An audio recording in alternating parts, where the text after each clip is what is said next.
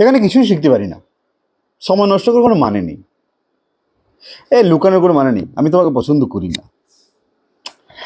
তর্ক করে তর্ক করার কোনো মানে নেই। কি হবে তর্ক করে?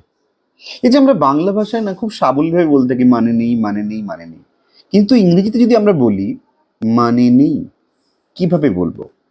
How can I say this? আমরা বলবো no point in, there is no point in, there is no point in. চলুন প্র্যাকটিস করি।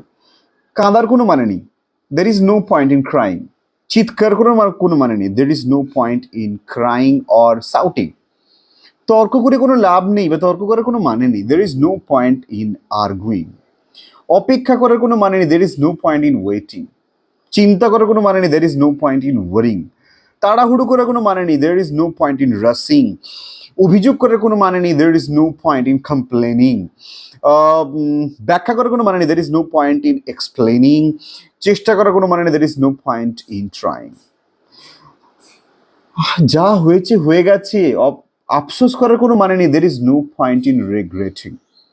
সো যখনই তোমার মাথায় আসবে কোনো মানে নেই, there is no point in, কোনো মানে নেই, there is no point in, যতক্ষণ মনুষ্যের এই ক্লাস রয়েছে ততক্ষণ তোমার ইংরেজি নিয়ে চিন্তা করার কোনো মানে নেই, there is no point in worrying. Thank you.